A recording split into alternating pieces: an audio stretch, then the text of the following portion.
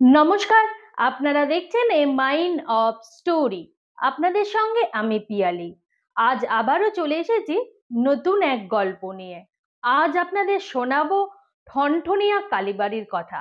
এই ঠনঠনিয়া কালীবাড়ির পিছনে ঠিক কী কাহিনী রয়েছে তা জানতে হলে অবশ্যই পুরো ভিডিওটি না টেনে শেষ পর্যন্ত দেখুন।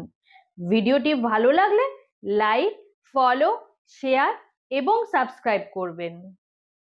ঠনঠনিয়া শ্রী শ্রী সিদ্ধেশ্বরী কালী মন্দির কলকাতার ঠনঠনিয়া অঞ্চলে অবস্থিত একটি প্রাচীন কালী মন্দির। এটি কলেজ স্ট্রিট মোড় থেকে একটু দূরে বিধান সরণিতে অবস্থিত।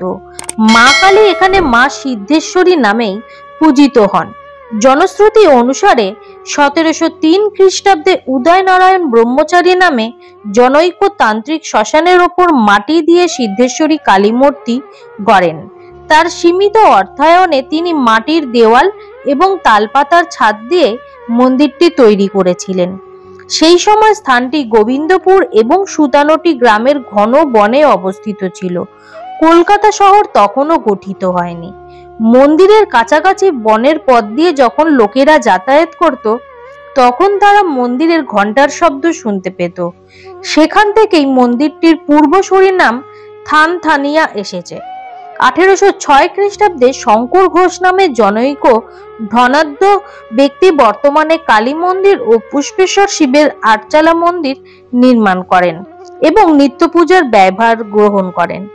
আজও তার বংশধররা মা সিদ্ধেশ্বরীকে পুজো করেন ও মন্দিরটির সেবায়েত হিসেবে রক্ষণাবেক্ষণ করেন। ঘোষের নাতি স্বামী শুভধনন্দ ছিলেন 19 শতকের রহস্যময় রামকৃষ্ণের সরাসরি শিষ্য। এখানে মায়ের মূর্তি মাটির। প্রতি বছর মূর্তি সংস্কার করা হয়। ঠনঠনিয়া কালীবাড়িতে জ্যৈষ্ঠ মাসে ফলহারিণীর পুজো, কার্তিক অমাবস্যায় আদিকালীর পুজো ও মাঘ মাসে রটন্তী কালীর পুজো হয়।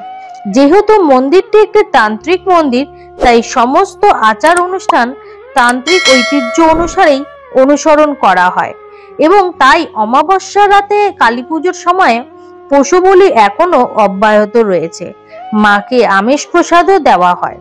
যদিও সারা বছর ধরে মাকে আমিষ প্রসাদ দেওয়া হলেও দীপান্বিতা অমাবস্যার কালী পুজো, ফলহারিণী অমাবস্যার কালী পুজোর দিনগুলিতে নিরামিষ প্রসাদই মাকে দেওয়া হয়। আমিষ প্রসাদ প্রদানের রীতি শুরু করেছিলেন স্বয়ং রামকৃষ্ণ পরমহংসদেব।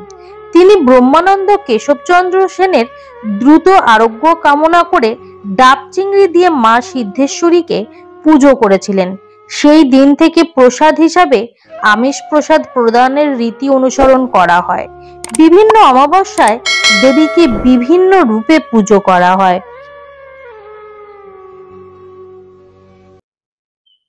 আজ আপনাদের শোনালাম ঠনঠনিয়া কালীবাড়ির ইতিহাস।